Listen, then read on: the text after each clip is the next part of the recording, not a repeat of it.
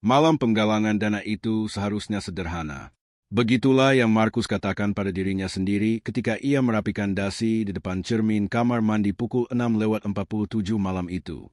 Dasi pinjaman dari tetangganya, Gerald, karena ia hanya punya 2, dan salah satunya masih ada noda minyak dari pekerjaan bulan Februari yang belum benar-benar hilang. Ia berdiri di kamar mandi kecil itu, di apartemen kecilnya di sisi timur Baltimore, menatap dirinya sendiri dengan cara seorang pria menatap pantulannya saat berusaha meyakinkan diri bahwa malam ini bukan hal besar. Itu tidak berhasil. Ayah, suara putrinya terdengar dari balik pintu. Buku-buku Yari Kessel Menstag 2 kali. Ayah sudah lama di dalam. Sebentar lagi, sayang. Ayah kelihatan bagus kok. Bu Henderson di seberang lorong bilang begitu waktu lihat ayah di koridor. Markus nyaris tersenyum. Bu Henderson berusia 73 tahun dan menganggap setiap pria berkemeja kancing terlihat seperti Denzel Washington. Jeda sebentar, tapi mungkin memang sedikit begitu. Ia tersenyum. Ia membuka pintu dan Zoe berdiri di sana dengan piyama ungunya. Tangan bersilang, 8 tahun, dan sudah membawa dirinya seperti seseorang yang punya pendapat dan tak takut mengungkapkannya. Ia menatap ayahnya dengan mata gelap lebar itu, mata yang sangat mirip mata ibunya, yang kadang membuat dadanya sakit, lalu memiringkan kepala. Ayah gugup? Tidak? Rahang ayah lagi begitu. Markus melonggarkan rahangnya. Aku baik-baik saja. Ini cuma pesta, ayah. Ini bukan pesta. Ini penggalangan dana. Apa bedanya? Sekitar $500 per piring dan banyak orang berpura-pura menyukai satu sama lain. Zoe menggerakkan hidung. Kedengarannya lebih buruk dari pesta. Ia berjongkok setinggi Zoe, merapikan kerapiamannya meski tidak perlu dirapikan. Hanya cara untuk meletakkan tangannya di suatu tempat, merasa berguna, merasa seperti seorang ayah, bukan pria yang diam-diam ketakutan memasuki ruangan penuh orang yang sama sekali tak seperti dirinya. Bu Patterson akan datang menemanimu jam 7:30, katanya. Ia bawa sup ayam kesukaanmu, yang ada bintang-bintang kecilnya. Wajah Zoe melunak. Lalu ia memegang kedua sisi wajah ayahnya dengan tangan kecilnya dan menatapnya sangat serius. Ayah? Ayah pria terbaik yang ku kenal. Siapapun yang tak melihat itu malam ini, dia bodoh saja. Markus menutupi tangan Zoe dengan tangannya dan menahannya sejenak. Tidur jam 9, katanya. Bukan 9:15, bukan 9:08. 9. Zoe melepaskan tangannya dan menyeringai. 9:15. Zoe. 9. Ia berbalik dan berjalan menyusuri lorong, dan Markus mendengarnya menjatuhkan diri keranjang dengan gaya dramatis milik seseorang yang sama sekali tak mewarisi ketenangannya. Pusat acara Sterling Grand adalah tempat yang tak pernah didatangi Markus kecuali ada yang perlu diperbaiki. Sudah 2 kali ia ke sana. Sekali mengganti panel langit-langit yang rusak air di salah satu lorong belakang. Sekali lagi membantu memasang ulang kabel lampu luar untuk galam musim panas. Kedua kali itu ia masuk lewat pintu layanan, mengerjakan tugasnya, lalu pergi tanpa ada yang menoleh 2 kali. Itu kesepakatannya. Itu nyaman. Itu masuk akal. Malam ini, ia masuk lewat depan. Petugas valet mengambil truk Ford tuanya yang berusia 12 tahun dengan wajah begitu netral seolah diukir dari batu, dan Markus menaiki tangga batu dengan dasi pinjaman Gerald, merasakan setiap inci jarak antara dunianya dan dunia ini. Lobi saja lebih besar dari apartemennya. Lantai marmer, lampu gantung yang mungkin lebih mahal dari truknya. Kuartet gesek di sudut memainkan sesuatu yang klasik yang tak ia kenal namanya tapi ia curigai mahal. Pria berjas tuxedo, wanita bergaun yang menangkap cahaya seolah dirancang khusus membuatmu merasa berpakaian tak pantas. Marcus menegakkan dagu. Pahu ke belakang. Kau pantas berada dimanapun kau melangkah masuk. Itu ucapan kakeknya yang sudah almarhum. Kakek yang tumbuh di pedesaan Georgia tahun 1940-an dan tahu betul makna memasuki ruangan yang tak dirancang untukmu. Yayasan Sterling menarik sekitar 200 tamu setiap tahun. Donatur kaya, anggota Dewan Kota, eksekutif korporat, beberapa pemimpin komunitas yang seperti Markus diundang karena kerja mereka di lingkungan-lingkungan tertinggal Baltimore. Yayasan itu mendanai program sepulang sekolah, perbaikan perumahan, dan bantuan medis bagi keluarga miskin. Kerja nyata, kerja penting. Dan di pusatnya, setiap tahun tanpa gagal, adalah Victoria Sterling. Markus melihatnya begitu ia melewati pintu kedua. Tak sulit, karena Victoria Sterling adalah jenis orang yang membuat ruangan menata ulang dirinya sendiri di sekelilingnya. Bukan karena ia menuntutnya, bukan karena ia berisik atau mencolok, tapi karena ia punya kenangan tertentu yang menarik mata seperti titik paling tenang dalam badai. Bukan meski kekacauan di sekelilingnya, tapi karena itu. Ia berdiri dekat jendela besar dengan gaun biru navy gelap, berbicara dengan sekelompok kecil donatur.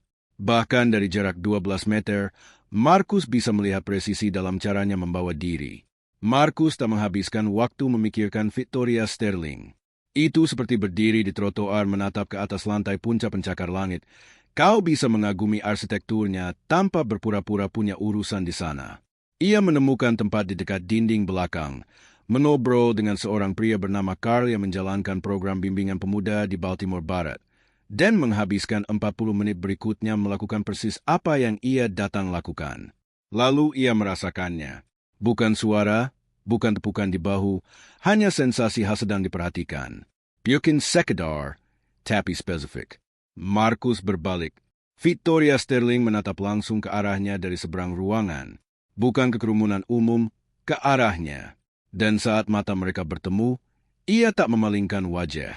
Ia mempertahankannya 3, 4, 5 detik penuh, yang di ruangan penuh orang yang membutuhkan perhatiannya.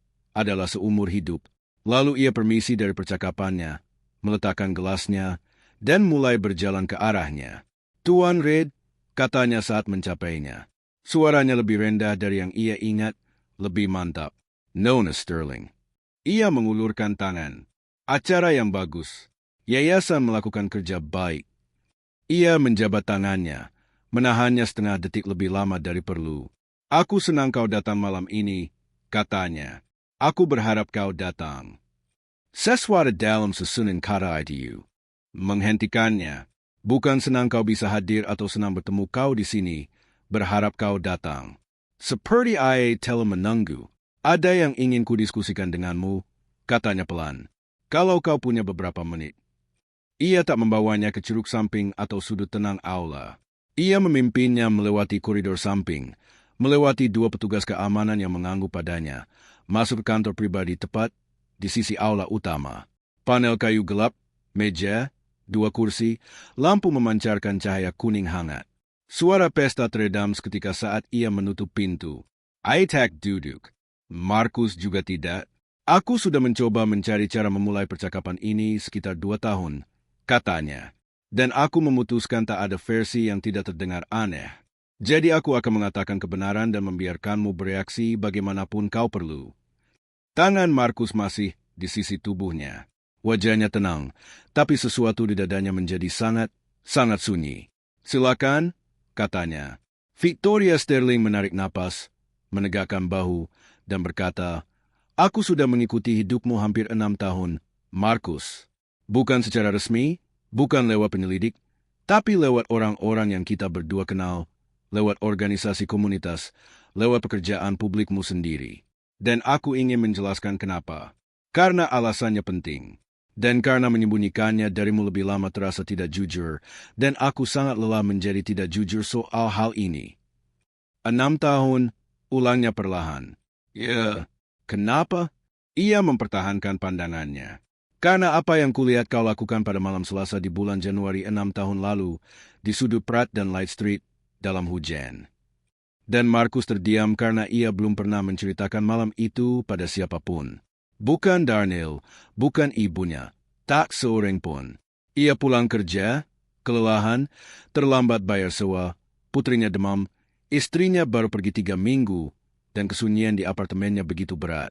Ia melihat seorang pria meringkuk di halte bus, jaket veteran, tanpa sepatu. Suhu malam itu sekitar 7 derajat Celcius di bawah 0. Markus menghentikan truknya.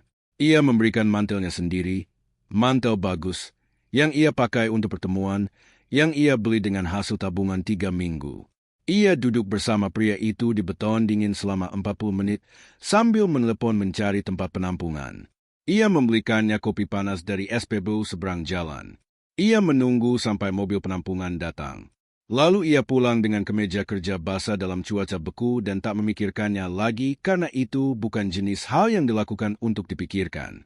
Kau parkir di seberang jalan, kata Markus. Bukan pertanyaan. Sopirku menepi karena cuaca, kata Victoria pelan. Aku di kursi belakang mobil. Aku melihat semuanya. Markus tak berkata apa-apa. Aku sedang, ia berhenti, mengatur ulang. Perusahaanku dalam krisis tahun itu. Aku dalam krisis. Aku dikelilingi orang setiap jam setiap hari, dan aku tak percaya satupun dari mereka. Aku berhenti percaya bahwa orang melakukan sesuatu tanpa maksud tersembunyi. Lalu aku melihatmu duduk di trotoar beku bersama orang asing di tengah malam. Kau tak menulis sekeliling. Kau tak memotret. Kau hanya tinggal. Suaranya berubah. Momen itu, katanya, tinggal bersamaku dengan cara yang tak bisa kujelaskan sepenuhnya. Aku terus memikirkanmu. Aku bertanya-tanya. Aku tahu kau menjalankan bisnis perbaikan rumah kecil, membesarkan putrimu sendirian, menjadi relawan di 2 program komunitas dan tetap hadir di setiap pentas sekolah dan pertemuan orang tua guru. Ia menatapnya lama. Nona Sterling. Victoria. Victoria. Aku menghargai kau memberitahuku ini. Sanggup. Tapi aku masih tak paham apa yang kau inginkan dariku. Karena orang seperti kau tidak menarik orang seperti aku ke kantor pribadi di acara amal untuk mengaku bahwa kau sudah memperhatikan. Ada hal lain, katanya, menatap matanya tanpa berkedip. Kau benar, Ada. Ia mengucapkan namanya lebih dulu. Bukan Tuan Reed. Bukan Jer Professional Hadi-Hadi Yong. Ai jaga sidiap kali mereka berada di Wangan Yong sama sebelum malam ini. Ia mengucapkan Markus, dan cara itu keluar pelan dan hampir tak yakin, seolah ia sudah berlatih dan masih tak yakin punya haknya. Apa yang akan kukatakan? Ujarnya. Aku perlu kau mendengarkan semuanya sebelum kau menjawab, karena kalau kau menghentikanku di tengah, aku tak yakin bisa memulai lagi. Ia mengangguk sekali. 3 tahun lalu, ia mulai, perusahaanku hampir tak selamat. Bukan krisis humas, bukan kuartal buruk. Maksudku jenis keruntuhan yang mengakhiri karir dan menghancurkan warisan. Ia berhenti. Ada seorang pria di dewanku, seseorang yang kupercaya sepenuhnya, yang secara sistematis mengalihkan dana, jutaan dolar. Ia melakukannya selama 4 tahun, tepat di bawah tanda tanganku. Markus tak bergerak. Ketika itu terungkap, setiap orang yang bertahun-tahun mengatakan mereka percaya padaku, penasihat, investor, orang-orang yang kuanggap teman, mereka mulai menghitung. Aku bisa melihatnya di wajah mereka. Mereka memutuskan apakah aku masih pantas diasosiasikan, apakah namaku masih aset atau sudah menjadi liabilitas. Ia berbalik menghadapnya lagi. Tahu apa person paling kesipin di dunia? Bukan sendirian di ruangan. Itu dikelilingi orang-orang yang diam-diam memutuskan apakah kau masih berguna bagi mereka. Sesuatu bergerak di dada Markus karena ia mengenal perasaan itu dari sudut berbeda, dari bulan-bulan setelah istrinya pergi, ketika ia menemukan teman mana yang sebenarnya milik istrinya, tetangga mana yang tiba-tiba punya urusan lain. Ia tak mengatakan itu, belum. Ia hanya mendengarkan. Selama bulan-bulan itu, lanjut Victoria, aku berhenti tidur nyenyak. Aku berhenti makan dengan benar. Aku punya terapis dan humas dan tim manajemen krisis, dan tak satu pun bisa menyentuh apa yang sebenarnya terjadi padaku. Aku berhenti percaya bahwa semua itu berarti apapun. Rahangnya mengeras. Lalu suatu malam, sopirku mengantarku pulang dari rapat dewan yang hampir menghancurkanku sepenuhnya. Ia menepi karena es di jalan. Aku menatap jendela mobil dan melihat pria berjaket bagus duduk di trotoar beku di samping seseorang yang tak punya apa-apa. Ia berhenti. Ruangan itu begitu sunyi. Kau bicara padanya? Katanya. Kau tak sekadar memberinya uang lalu pergi. Kau benar-benar duduk di beton dalam dingin. Dan cara kau bicara padanya, aku bisa melihat lewat jendela. Kau tak melihat sekeliling. Kau tak memerankannya untuk siapapun. Kau hanya hadir. Sepenuhnya hadir bersama orang asing yang tak punya apapun untuk ditawarkan padamu. Markus tak berkata apa-apa. Aku mulai menangis, katanya sederhana. Tepat di kursi belakang mobil itu. Dan aku belum menangis 7 bulan. Aku benar-benar mati rasa 7 bulan, dan kau membuka sesuatu dalam diriku yang bahkan tak kusadari tersegel. Ia menarik napas panjang. Aku suruh sopirku tak bergerak sampai kau pergi. Aku menyaksikan semuanya. Aku melihatmu menelepon. Aku melihatmu menyeberang mengambil kopi. Aku melihatmu menunggu mobil penjemput. Jida, dan saat kau pergi, aku merasakan sesuatu yang belum kurasakan hampir setahun. Apa? Tanya Markus, suaranya lebih pelan dari niatnya. Harapan? Katanya. Aku merasa harapan. Harapan sungguhan. Bukan jenis strategis yang kau tulis di siaran pers. Jenis yang datang begitu saja tanpa minta izin. Ia menceritakan tentang Harold Kim yang menjalankan koalisi perumahan komunitas sisi timur, salah satu organisasi tempat Markus bekerja 4 tahun, yang menghubungkan Markus dengan program perbaikan Yayasan Sterling. Harold mengenalmu dengan baik, kata Victoria. Ia sering membicarakan kerjamu di rapat dewan bertahun-tahun. Ia menyebutmu spesifik, bukan sebagai kontraktor, tapi sebagai seseorang yang tampil berbeda dari kebanyakan. Seseorang yang ingat nama orang. Seseorang yang memperbaiki pagar teras seorang wanita lalu kembali 2 minggu kemudian memastikan masih kokoh. Ia berhenti. Aku mulai bertanya pada Harold bagaimana kabarmu. Santai dulu, lalu makin tidak santai. Dan Harold, yang sangat peka, akhirnya menatapku lewat meja konferensi dan berkata, Victoria, kalau kau ingin tahu tentang Marcus Reed, mungkin sebaiknya kau bicara langsung dengan Marcus Reed. Dan kau tidak melakukannya, kata Marcus. Tidak, katanya, menatap matanya. Karena aku bilang pada diriku sendiri itu tidak pantas. Aku bilang pada diriku sendiri ketimpangan kekuasaannya terlalu besar. Aku bilang pada diriku sendiri 100 hal masuk akal. Jida. Dan aku bilang pada diriku sendiri kalau aku menghubungimu, aku akan merusak satu-satunya hal yang kutemukan dalam 3 tahun yang membuatku merasa bahwa menjadi manusia yang baik masih mungkin. Markus merasakan itu menghantam pusat dadanya. Ia berpaling sedikit, bukan untuk pergi, hanya untuk bernapas. Kau bilang tadi itu alasannya, katanya. Kau bilang itu kenapa kau tahu begitu banyak tentangku, tapi kau bilang ada hal lain, sesuatu yang lebih. Victoria Sterling tak memelingkan wajah. Ya, ketakin. Ia menarik satu napas. Lalu ia mengatakannya bersih tanpa basa-basi. Aku mencintaimu. Kata-kata itu menghantam ruangan seperti sesuatu yang nyata. Markus menatapnya. Aku tahu bagaimana kedengarannya, katanya sebelum ia sempat bicara. Aku tahu bagaimana itu terdengar. Wanita yang baru kau temui 3 kali memberitahumu ia mencintaimu. Aku paham itu terdengar seperti sesuatu yang seharusnya menakutimu atau menyinggungmu atau membuatmu berjalan keluar pintu itu. Victoria, biarkan aku selesai. Bukan perintah, permohonan. Karena aku sudah menghabiskan 2 tahun mencari cara tepat mengatakan ini, dan aku perlu mengatakannya dengan benar selagi masih bisa. Ia menutup mulutnya. Aku tidak jatuh cinta pada gagasan tentangmu, katanya. Aku tidak jatuh cinta pada versi dirimu yang kuciptakan. Aku jatuh cinta pada apa yang kulihat, dan apa yang kulihat konsisten. Dan aku tahu bedanya proyeksi dan kenyataan karena aku sudah menghabiskan 6 tahun memeriksa fakta ini terhadap setiap hal baru yang kupelajari. Suaranya tetap datar, tapi nyaris goyah. Kau pria yang kehilangan pernikahannya dan tak membiarkannya membuatnya pahit. Kau pria yang bekerja dengan tangannya dan membawanya dengan martabat. Kau pria yang membesarkan putrinya sendirian dan hadir untuknya dalam segala cara yang berarti. Bahkan di hari-hari aku yakin kau tak punya apa-apa lagi tersisa. Jida. Dan kau pria yang duduk di trotoar beku bersama orang asing di tengah malam karena itu benar. Karena itu memang benar. Tak ada alasan lain. Raheng Marcus Mengiras.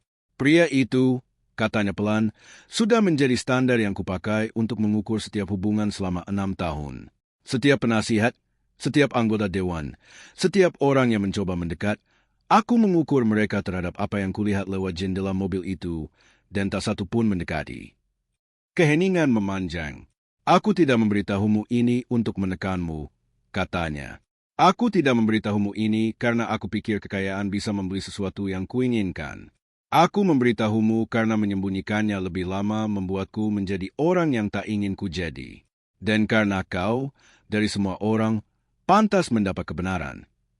Markus menghembuskan napas panjang lewat hidung. 6 tahun lalu, malam itu di Pratt Street, katanya, memilih kata hati-hati. Aku tidak sedang berperan mulia. Aku sedang bertahan hidup. Malam itu salah satu malam terburuk tahunku. Putriku sakit di rumah. Aku terlambat 3 minggu untuk segalanya. Dan aku melihat pria itu di halte, dan aku tak bisa memaksa diri terus menyetir. Aku tak bisa melakukannya. Ia berhenti. Yang ingin kukatakan, apa yang kau lihat bukan momen terbaikku. Itu hanya momen ketika aku tak punya cukup sisa dalam diriku untuk menjadi apapun selain jujur. Ekspresi Victoria berubah. Sesuatu terbuka di dalamnya. Itu justru sebabnya itu penting, katanya pelan. Markus menatapnya, wanita bergaun nafi dengan nama bernilai miliaran dan kenangan yang terbangun rapi. Dan sesuatu di balik semua itu yang hanya seorang manusia. Lelah, jujur, takut pada hal yang salah di waktu yang tepat. Apa yang kau inginkan dariku, Victoria? Tanyanya, bukan defensif. Sungguhan. Bukan dalam teori. Apa yang sebenarnya kau minta sekarang di ruangan ini? Ia tak ragu. Aku ingin kau tidak berjalan pergi dari percakapan ini seperti kau berjalan pergi dari trotoar itu tanpa tahu ada yang melihatmu. Tanpa tahu apa yang kau lakukan berarti dengan cara yang tak akan pernah kau sepenuhnya pahami. Ia menelan ludah. Aku ingin kau tahu aku melihatmu. Yang sebenarnya, bukan golongan pajakmu, bukan trukmu, bukan kode posmu. Jida. Dan kalau ada bagian dirimu yang bahkan sedikit bersedia mempertimbangkan bahwa apa yang kurasakan itu nyata, aku ingin kesempatan membuktikannya. Markus terdiam lama. Di luar pintu, 200 orang bergerak dan tertawa dan berdenting gelas tanpa tahu apa-apa. Ia memikirkan Zoe yang mungkin sudah tidur, atau berpura-pura tidur sambil membaca di bawah selimut dengan senter, yang memang benar dilakukannya. Ia memikirkan perjalanan pulang. Ia memikirkan duduk sendirian di apartemennya nanti dengan kesunyian khas yang tinggal di sana sejak Adrienne pergi. Ia memikirkan kapan terakhir kali seseorang menatapnya seperti Victoria Sterling menatapnya sekarang. Ia tak bisa mengingatnya. Itulah bagian yang diam-diam meruntuhkan sesuatu dalam dirinya. Bukan pengakuannya, bukan tahun-tahun ia diperhatikan. Fakta bahwa ia harus berpikir sekeras itu dan masih tak menemukan jawabannya. Aku punya putri, katanya, bukan sebagai peringatan, sebagai fakta. Yang terpenting, katanya, aku, dia pusat hidupku. Semua yang aku lakukan berputar mengelilinginya. Siapapun yang masuk dalam hidupku harus memahami itu sejak awal, bukan belajar seiring waktu. Aku tahu, Markus, dan aku bukan proyek. Suaranya mantap tapi tegas. Aku bukan sebab.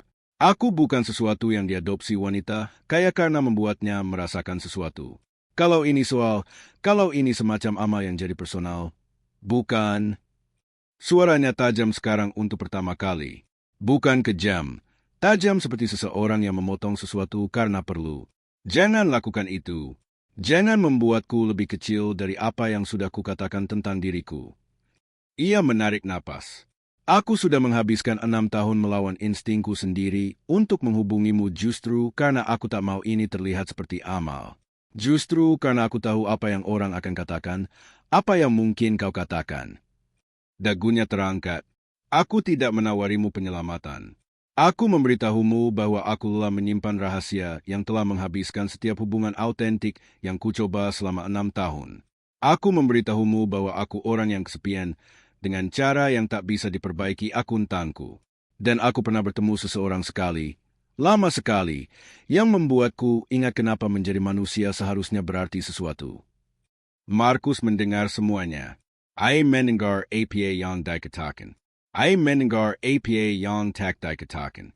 Ia mendengar hal di baliknya yang belum diberi nama oleh keduanya, yaitu 2 orang berdiri di sisi berlawanan jendela yang sama selama 6 tahun, dan entah bagaimana keduanya sama-sama sedang melihat. Aku tidak akan memberimu jawaban malam ini, katanya akhirnya. Sesuatu melintas di wajahnya. Bukan kikuan, lebih seperti rasa hormat.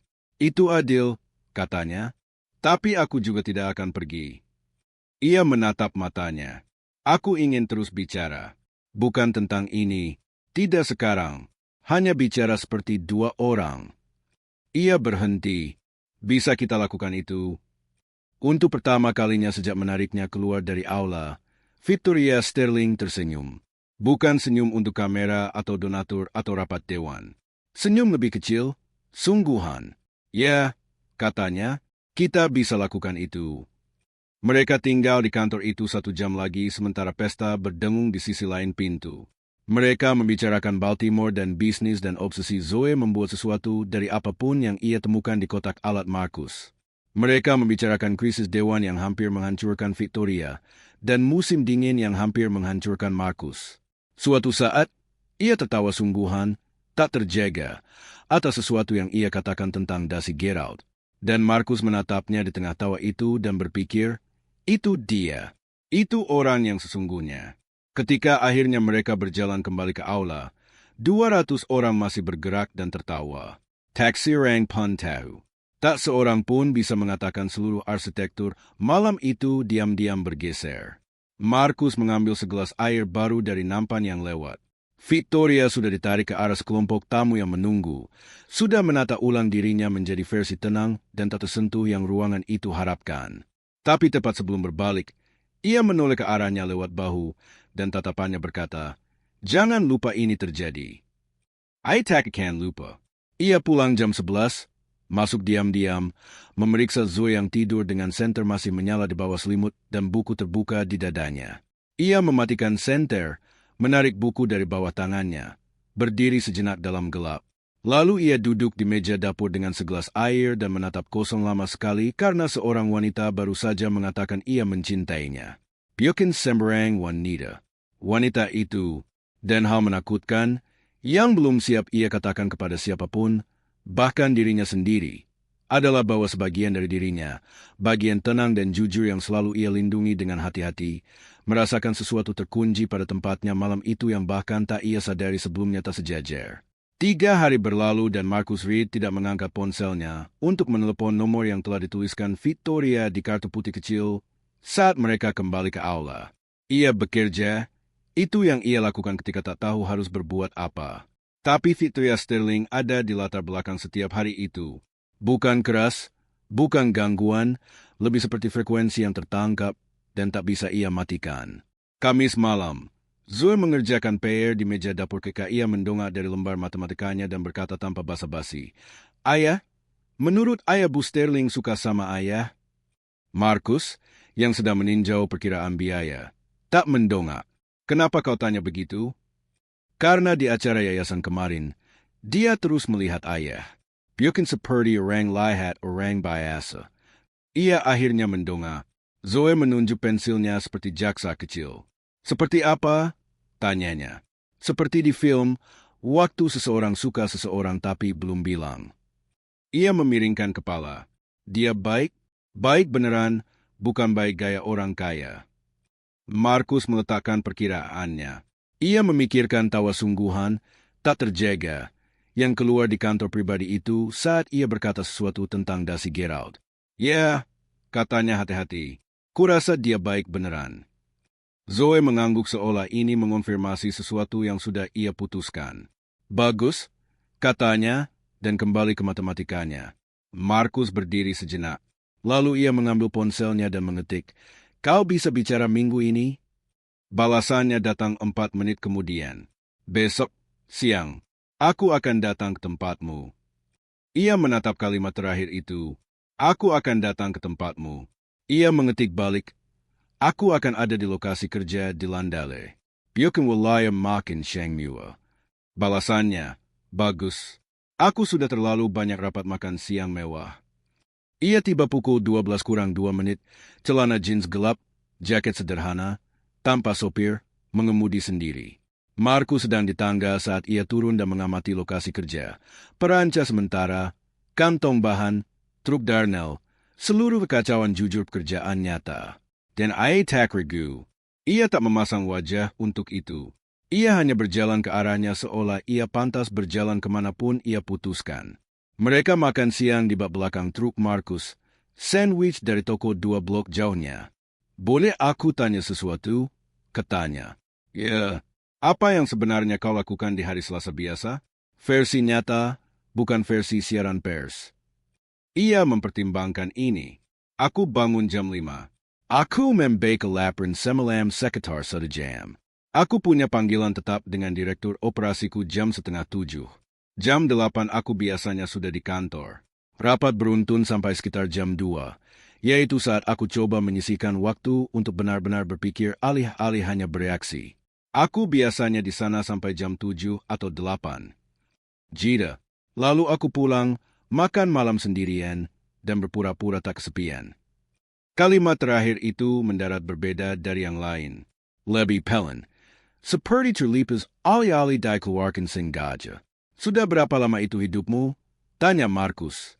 Jadwalnya sekitar 8 tahun. Bagian makan sendirian, ia berhenti. Lebih lama dari yang mau kuakui. Ay menganggap perlahan, bukan dengan kasihan, dengan penjenalan. Aku makan sereal jam 9 hampir tiap malam, katanya. Setelah Zoe tidur, aku duduk di meja makan sereal dan menonton 12 menit sesuatu di ponsel sampai cukup lelah untuk tidur. Ia menatapnya. 12 menit. Aku tak pernah bisa tetap terjaga lebih dari 12 menit. Sesuatu melintas di wajahnya, bukan senyum tapi mendekati.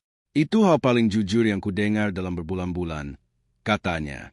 Aku ingin kau bertemu Zoe, kata Markus akhirnya. Pergeseran di wajah Victoria langsung dan nyata. Kau yakin? Tidak, katanya jujur. Tapi kurasa itu langkah berikutnya yang benar karena kalau ini akan jadi sesuatu yang nyata, dimulai di sana. Dia hal pertama yang kulindungi dan hal terakhir yang kukompromikan. Ia menatapnya mantap. Kalau kau bertemu dia dan kau berpura-pura, kalau dia hanya kotak yang harus dicentang, dia akan tahu. Dia 8 tahun dan punya radar lebih baik dari kebanyakan orang dewasa yang ku kenal. Aku paham, kata Victoria, dan kalau dia tak menyukaimu, kata Markus, maka aku bukan orang yang tepat untukmu. Aku tahu. Aku terima itu. Sabtu pagi jam 9, Victoria muncul di pasar tani dengan celana jeans dan mantel gelap. Zoe menatapnya lama dengan mata gelap lebar yang tak meluatkan apapun, lalu menyodorkan donat sisirnya. Mau gigit? Enak banget. Victoria memandang donat setengah dimakan itu, lalu memandang Zoe, lalu membungkuk mengambil satu gigitan kecil yang tulus. Kau benar, katanya, itu enak sekali. Zoe menoleh ke Markus dengan ekspresi yang berkata dia oke. Ayah. Sesuatu terbuka dalam data Markus Vegetapelin hamper tak Teresa. Hamper. Mereka berjalan-jalan di pasar selama 1 jam. Dan Zoe yang paling banyak bicara, bertanya hal-hal yang tak berani ditanyakan orang dewasa manapun. Seperti berapa banyak uang yang dimiliki Victoria dan apakah ia takut sesuatu dan apakah menurutnya kupu-kupu punya perasaan.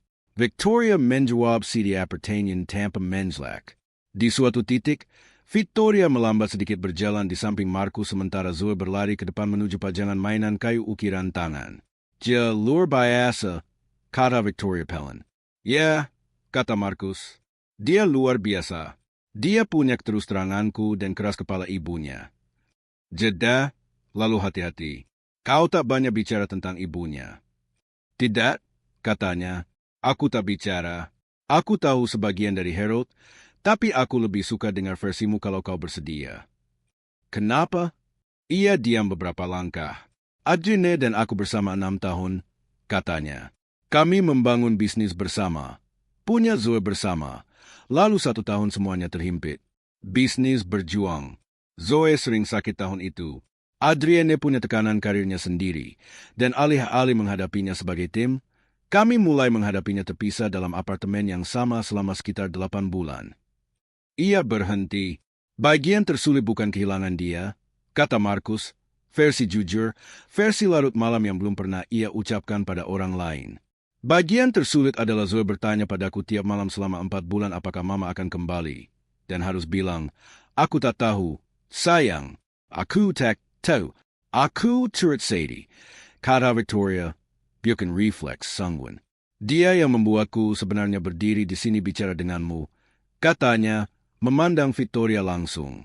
Waktu dia tanya soal kau malam itu di meja makan, dia belum pernah tanya soal siapapun sebelumnya.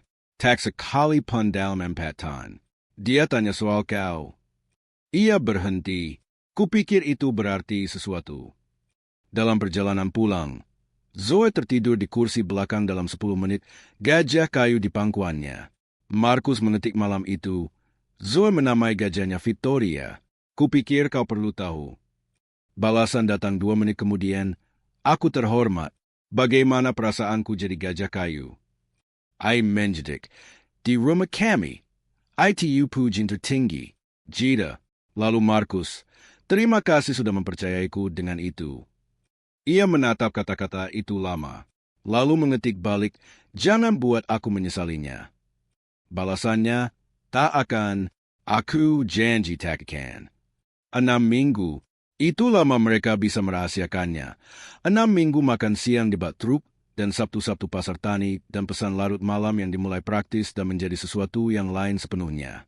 Victoria datang pameran sains sekolah Zoe tanpa pemberitahuan, berdiri di depan poster siklus air yang Zoe habiskan 3 air pekan membuatnya, dan berkata, ini diagram presipitasi paling akurat yang pernah kulihat, dengan ketulusan penuh, dan Zoe memegang lengan Markus berbisik.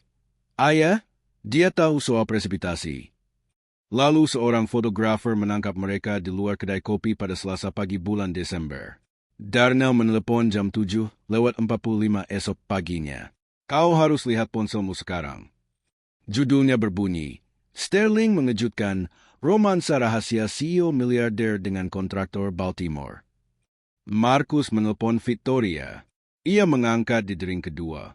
Humasku sudah menelepon 4 kali, katanya. Direktur operasiku baru kirim pesan dengan 7 tanda tanya. Jida, kau baik-baik saja? Aku baik-baik saja, katanya. Lalu, karena ia perlu tahu, kau? Aku? Ia berhenti, mulai lagi. Aku sudah tahu ini akan datang. Aku bilang pada diriku sudah siap. Aku tak yakin aku siap. Apa yang kau ingin lakukan?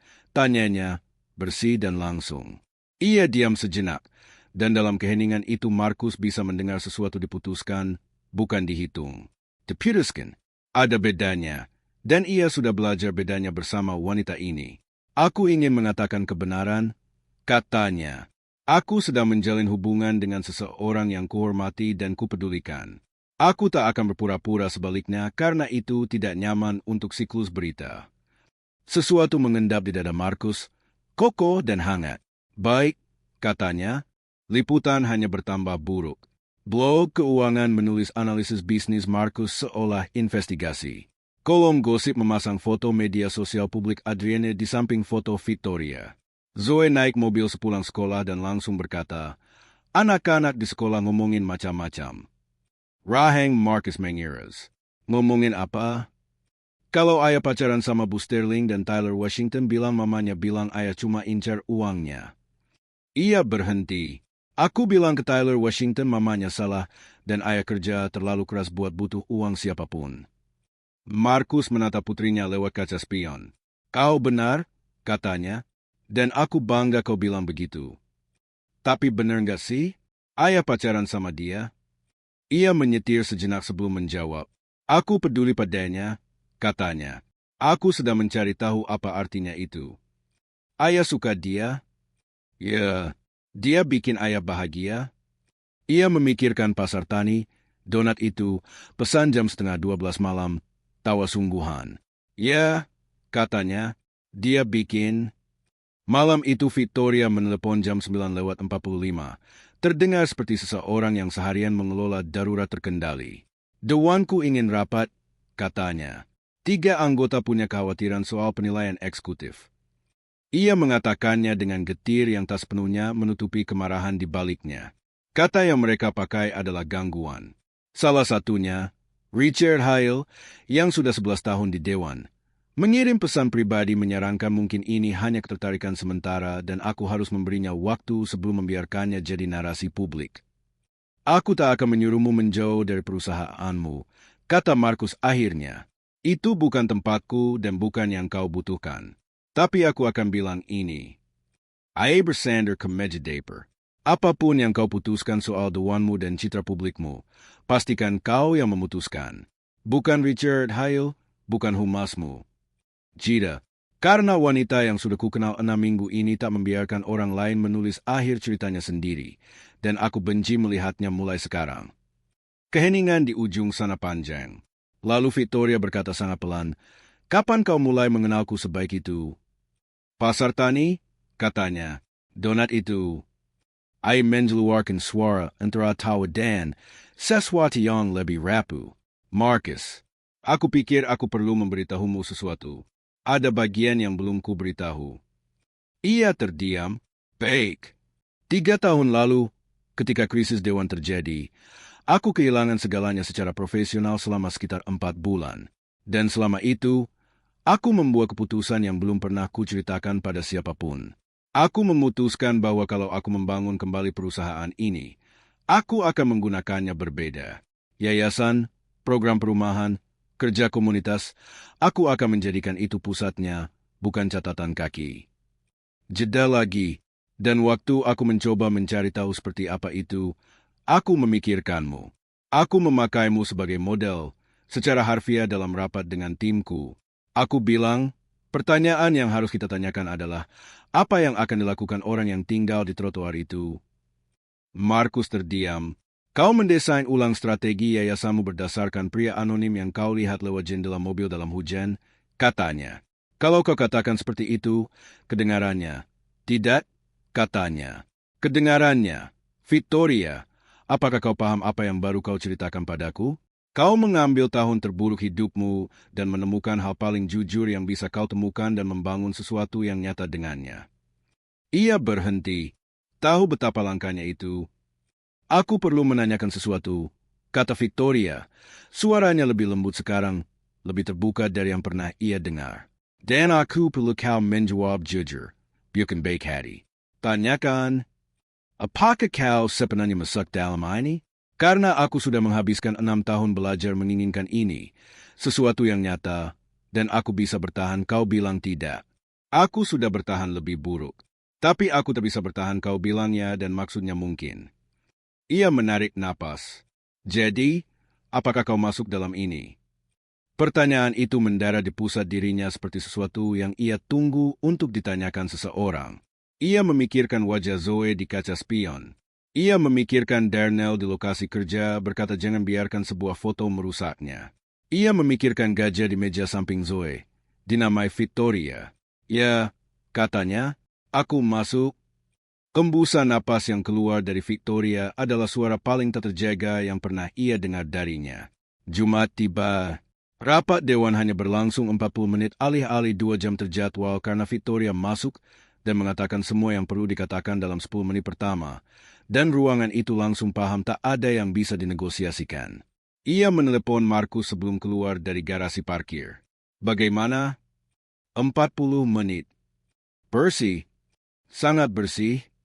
"Kau makan malam APA nanti?" tanya Victoria. "Jemput Zoe jam 4.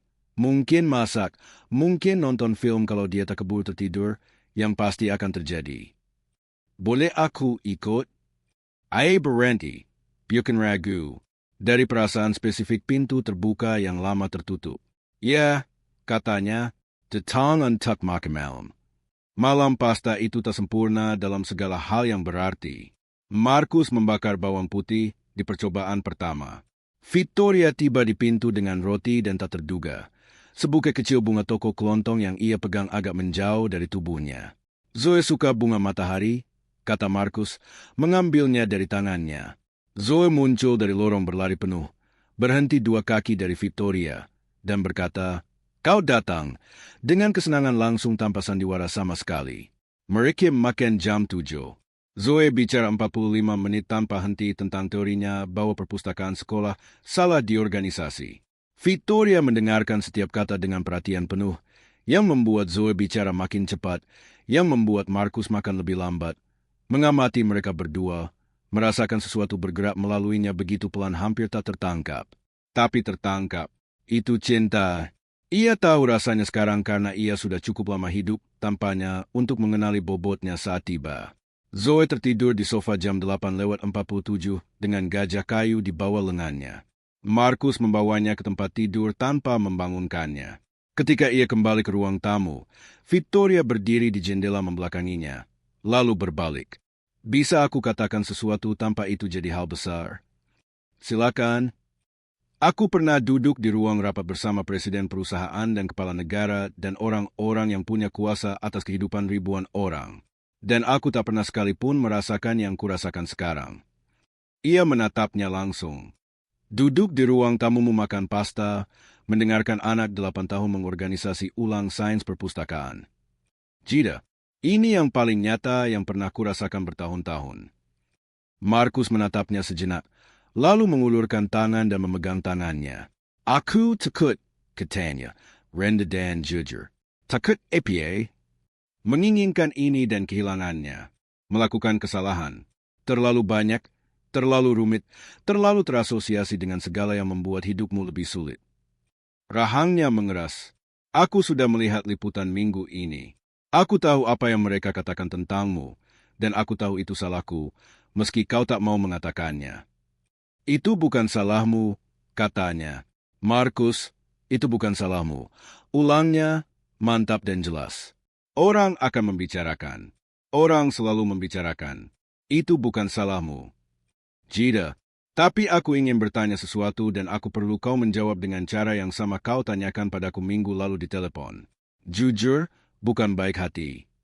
Ia menunggu. Apakah kau takut kehilangan ini, katanya? Atau kau mencari alasan melindungi dirimu sendiri sebelum itu bisa salah? Pertanyaan itu mendarat. Menyaksikannya, mendarat. Keduanya, katanya akhirnya. Ya, katanya, aku juga. Ruangan itu sunyi. Lalu Victoria melakukan sesuatu yang tak ia duga. Ia menyandarkan kepalanya di bahunya. Tak dramatis, hanya diam-diam. Seperti seseorang yang telah menahan dirinya tegak begitu lama dan memutuskan tepat di momen ini untuk berhenti. Tak bergerak. Hanya membiarkannya. Jangan biarkan takut jadi kata terakhir.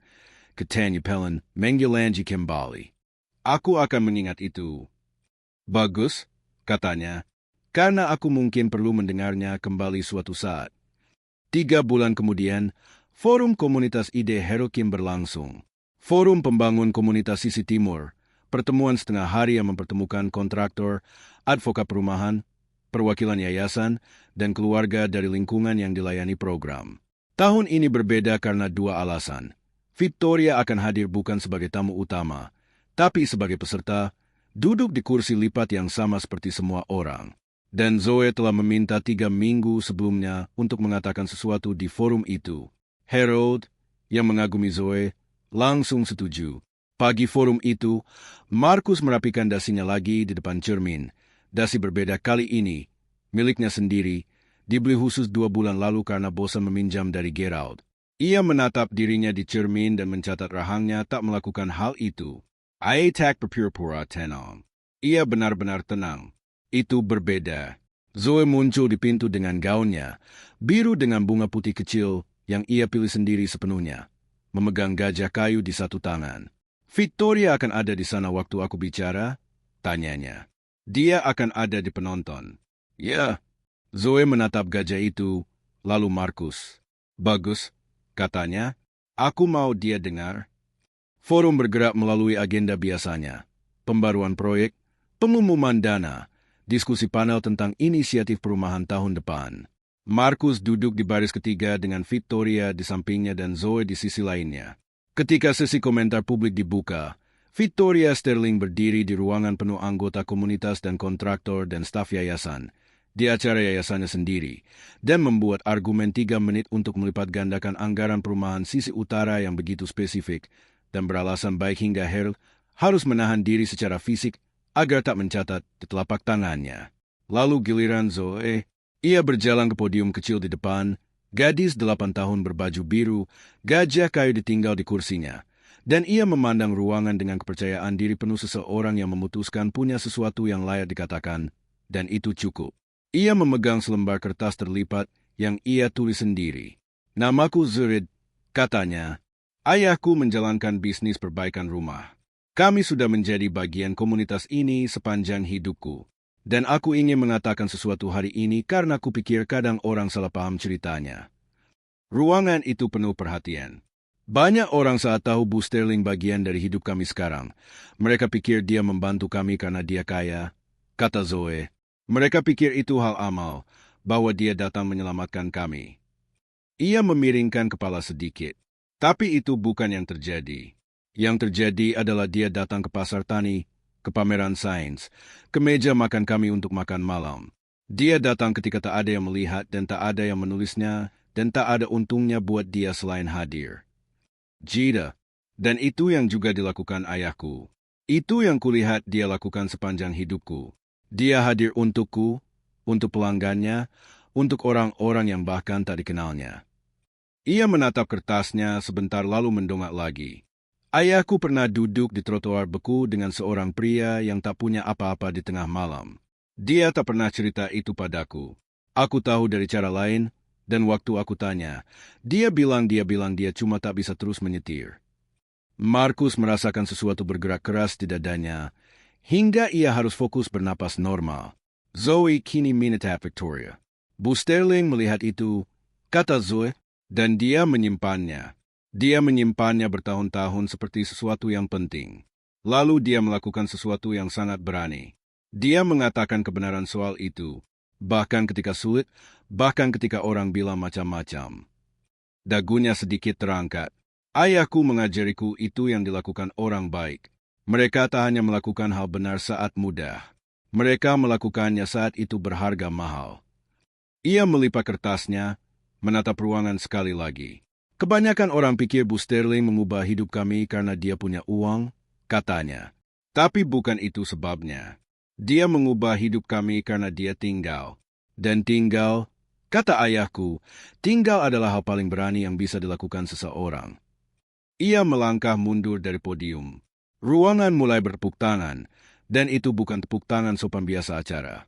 Itu jenis lain, yang dimulai sebelum orang sadar memutuskan memulainya. Markus tidak bertepuk tangan. Ia duduk di kursinya dengan tangan di lutut, rahang mengeras, matanya melakukan sesuatu yang nanti akan ia sangkal, kecuali Harold melihatnya, dan Darnell yang ternyata datang dan berdiri di belakang, juga melihatnya. Ia menoleh ke kiri. Victoria tidak tenang. Ia bukan CEO. Ia bukan nama di gedung atau berita utama atau wanita di foto luar kedai kopi yang 100.000 orang asing sudah membentuk opini. Ia hanya seorang manusia duduk di kursi lipat acara komunitas dengan air mata mengalir di wajahnya dan sama sekali tak berminat menghentikannya. Markus mengulurkan tangan dan memegang tangannya. Zoe kembali dari depan dan menyusup di antara mereka berdua. Sosok kecil yang pasti dan luar biasa ini yang entah. Bagaimana di usia 8 tahun berhasil mengatakan dalam 4 menit apa yang telah Markus coba temukan bahasanya selama 4 bulan. Harold berdiri di dekat, menatap Markus di atas kepala mereka dan memberi satu anggukan. Jenis yang tak butuh kata-kata. 6 bulan setelah malam di penggalangan dana itu, ketika seorang wanita bergaun nafi menariknya ke kantor pribadi dan mengaku menyimpan rahasia 6 tahun, hidup Markus Rita terlihat seperti dongeng. Truknya masih berusia 12 tahun. Apartemennya masih seukuran sama. Bisnisnya tumbuh perlahan, jujur, dengan 2 kontrak baru dan 1 ketiga dalam negosiasi. Tak satu pun berhubungan dengan Victoria. Ia pastikan itu secara spesifik, dan Victoria menghormatinya secara spesifik, dan itulah jenis kesepakatan yang tak perlu diucapkan karena keduanya sudah paham. Perusahaan Victoria berjalan lebih baik dari bertahun-tahun. Anggaran perumahan sisi utara telah dilipat gandakan seperti argumennya. Richard Hale diam-diam mengundurkan diri dari Dewan bulan Februari, mengutip konflik jadwal pribadi, yang semua orang paham dan tak ada yang mengucapkannya keras-keras. Pada suatu minggu di awal musim semi, mereka bertiga kembali ke pasar tani. Donut Sister Apple. Kopi panas untuk orang dewasa. Zoe berlari ke depan menuju penjual mainan kayu yang sudah menjadi langganannya sepanjang musim dingin. Victoria berjalan di samping Markus. Keduanya bergerak dengan ritme mudah orang yang sudah saling memahami. Ia berkata tanpa basa-basi, dengan cara yang telah ia pelajari untuk mengatakan hal-hal jujur. Aku sudah memikirkan seperti apa aku ingin 10 tahun ke depan. Dan, ia menatapnya, bukan kerumunan, dirinya. Seperti ini, katanya, pasar tani dan makan malam pasta dan pameran sains dan surat Zoe ke Dewan Kota. Jida. Dan kau, terutama kau. Markus menatapnya lama, lalu berkata, aku mencintaimu. Ia sudah membawanya 4 bulan. Sudah siap 2 bulan. Ia sudah menunggu momen yang tepat, yang ternyata minggu pagi di tengah kerumunan pasar tani dengan Zoe di suatu tempat di depan mereka dan aroma sari apel di udara dan seluruh dunia biasa yang luar biasa bergerak di sekeliling mereka pada kecepatan normalnya. Victoria berhenti berjalan. Ia berbalik menghadapnya sepenuhnya dan Markus bisa melihatnya menerima itu. Bukan berpura-pura menerima, benar-benar menyerapnya, membiarkannya mendarat di tempat nyata yang tak terjaga. Aku juga mencintaimu, katanya. Sudah lama? Aku tahu, katanya. Aku tahu kau sudah. Ia mengangkat tangan menempelkannya ke rahangnya. Wanita yang telah memimpin ruang rapat dan mengelola krisis dan membangun sesuatu dari 02 kali lipat, dan ia menahannya di sana sejenak. Cara kau menahan sesuatu yang kau tahu nyata. Aku tak akan kemana-mana, katanya. Aku juga tidak, katanya. Zoe muncul dari arah penjual mainan. Sudah memegang sesuatu dari kayu. Sudah di tengah argumennya kenapa ia membutuhkannya, dan ia berhenti saat melihat mereka berdiri diam saling berhadapan, membaca ruangan dengan akurasi khas anak yang memperhatikan segalanya. Ada yang terjadi? Tanyanya. Sesuatu yang baik, kata Markus. Zoe mempertimbangkan ini sekitar 1 detik. Lalu ia mengangkat benda kayu itu, seekor burung kecil teruke, dan berkata, "Boleh aku ambil ini?" Markus tertawa. Victoria tertawa. "Ya," kata Markus, "kau boleh ambil burung itu." Dan mereka terus berjalan, bertiga, melewati kerumunan pasar dan pagi musim semi yang dingin dan kebisingan kota dan kehidupan yang mereka bangun bersama satu hari biasa yang luar biasa pada satu waktu. Karena pada akhirnya itulah seluruh kebenarannya. Bukan berita utama, bukan foto luar kedai kopi, bukan rapat dewan atau penggalangan dana atau kantor pribadi dengan pintu tertutup. Kebenarannya adalah seorang pria yang belajar tinggal ketika tinggal itu sulit, dan seorang wanita yang cukup berani mengatakan hal yang ia simpan 6 tahun, dan seorang gadis kecil yang menatap keduanya dan sekadar membuat ruang. Kebenarannya adalah cinta sejati tak datang seperti penyelamatan.